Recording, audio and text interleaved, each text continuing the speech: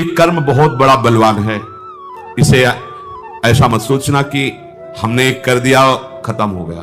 तुमने जो किया 5 मिनट का कर्म, हो सकता है वो 5 मिनट का कर्म तुम्हें 5 जन्म लिवा दे। कर्म बड़ा भयंकर होता है, बड़ी भयंकर परिस्थिति पैदा करता है, मिटिया मेट कर देता है। डरो ऐसा कोई कर्म ना बन जाए जो तुम्हें जहां चल रहे हो यहां से घसीट कर नीचे गिरा दे। कर्म बहुत बलवान है। क्यों? पहला इसका प्रभाव होता है बुद्धि का अपहरण करना। सबसे पहला प्रभाव होता है जो आपने असत कर्म किया है, कोई और नहीं, तुम्हारी बुद्धि का अपहरण करके पहले वहीं लाया जाएगा जहां तुम्हें दंड भुगताना है। तुमसे वैसे बुलवा दिया जाएगा, तुमसे वैसे करवा दिया जाएगा जैसे तुम्हारी दुर्गति होगी, जैसे तुम्हारा अपमान होगा, जैसे तुम्हारी निंदा। ये क्या बोल दिया हमने? हम तो बोलने नहीं चाहते, ये क्या निकल गया? अब हाय हाय करते रहो, वो कर्म तुम्हारा बुलवा रहा है। ये मैंने क्या किया? मेरी तो कोई इच्छा ही नहीं थी। कैसे? वो कर्म है बलवान, जबरदस्ती बलात् तुमसे करवा दिया और जीवन भर जेल भोगो, जीवन भर निंदा सहो, जीवन भर भयंकर रोग से ग्रसित हो जा। कर्म, इसे कोई खिलवाड़ में मत लीजिए।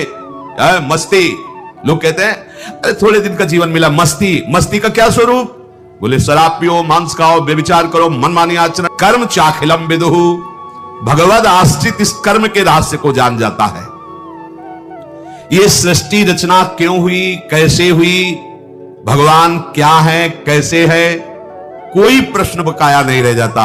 जिसके जान लेने के बाद कुछ जानना बाकी नहीं रहता, वो प्रभु श्री हरि है। मनुष्य मात्र को देश काल परिस्थिति के अनुरूप जो कर्तव्य कर्म प्राप्त हो जाए उसे बड़ी निष्ठा से निर्वाह करना चाहिए।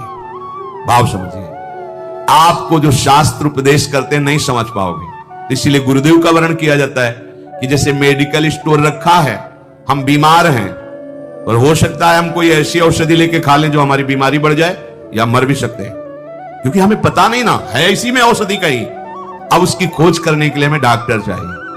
डॉक्टर ने हमारे मर्ज को देखा, उसकी अनुपात से दवा का, अमुक दवा इतने ढक्कन पियो, इतनी टेबलेट खाओ, इतना इंजेक्शन लगवाओ, ऐसा ऐसा। ऐसे ही शास्त्र मेडिकल स्टोर हैं भवरोग के।